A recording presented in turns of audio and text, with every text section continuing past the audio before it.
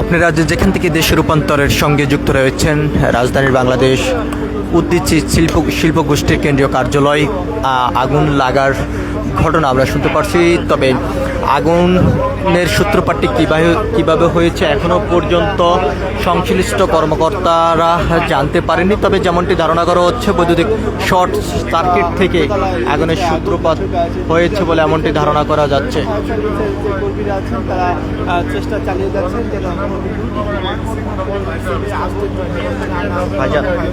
যদি সাইডে আসে না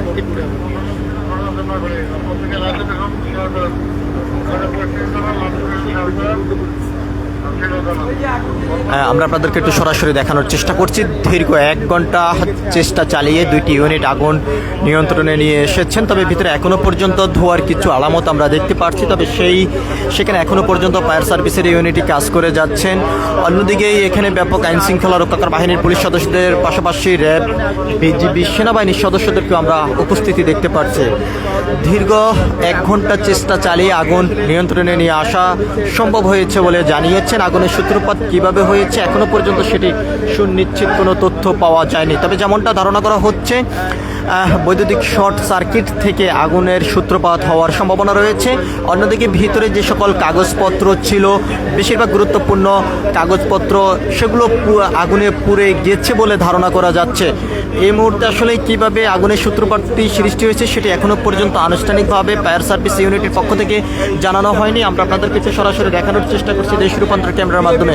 অর্থাৎ রাজধানীর তোপখানা যে রোড রয়েছে, জাতীয় প্রেস ক্লাবের সামনের যেই উল্টো পাশে অর্থাৎ বিপরীত পাশে যেই গলিটি রয়েছে, সেখানেই কিন্তু বাংলাদেশ উদ্ভিদচিত শিল্প গোষ্ঠীর কেন্দ্রীয় কার্যালয়টি, সেই কেন্দ্রীয় কার্যালয়ে আজকেই সন্ধ্যা 7:20 সময় আগুনের সূত্রপাত হয়েছে বলে আমরা জানতে পেরেছি। তবে দীর্ঘ 1 ঘন্টা চেষ্টা চালিয়ে ফায়ার সার্ভিসের 2টি ইউনিট আগুন নিয়ন্ত্রণে নিয়ে আসতে সক্ষম হয়েছে। তবে কিভাবে আগুনের সূত্রপাতটি সৃষ্টি হয়েছে এটি এখনও পর্যন্ত পরিপূর্ণ কোনো তথ্য পাওয়া যায়নি। যেমনটি ধারণা করা হচ্ছে, বৈদ্যুতিক শর্ট সার্কিট থেকে আগুনের সূত্রপাত হয়েছে বলে এমনটি ধারণা করা হচ্ছে। ভিতরে গুরুত্বপূর্ণ অনেক কাগজপত্র ছিল, সেটি আগুনে পুড়ে গেছে এমনটি কিন্তু আমরা জানতে পেরেছি।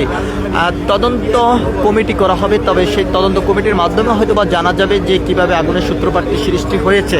সব কিছু মিলিয়ে যদি আমরা আপনাদেরকে জানিয়ে রাখতে চাই, আগুনের সূত্রপাতটিকে ঘিরে ব্যাপক এখানে আইন শৃঙ্খলা রক্ষাকারী বাহিনীর সদস্যদের উপস্থিতি আমরা দেখতে পাচ্ছি। আমরা যদি সেই চিত্রটি আপনাদেরকে একটু দেখানোর চেষ্টা করি, বিজিবি, সেনাবাহিনী এবং একই সাথে এখানে পুলিশ সদস্য এবং দেখা গিয়েছে, এখন লক্ষ্য করে দেখা গিয়েছে যে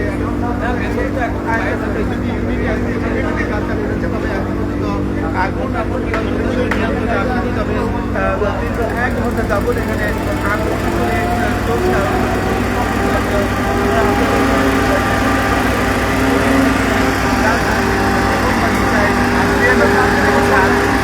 যে আগুনের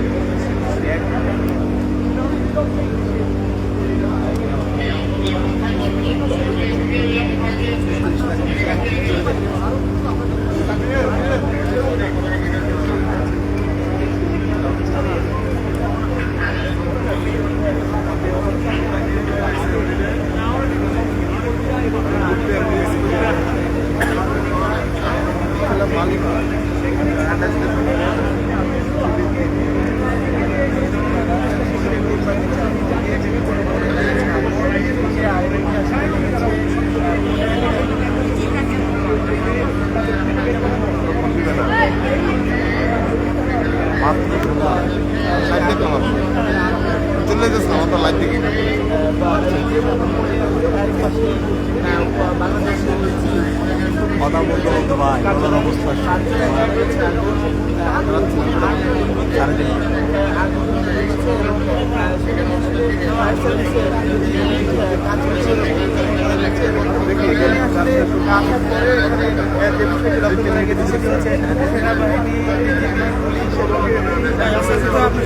না না না সামনে যাবো না এখানে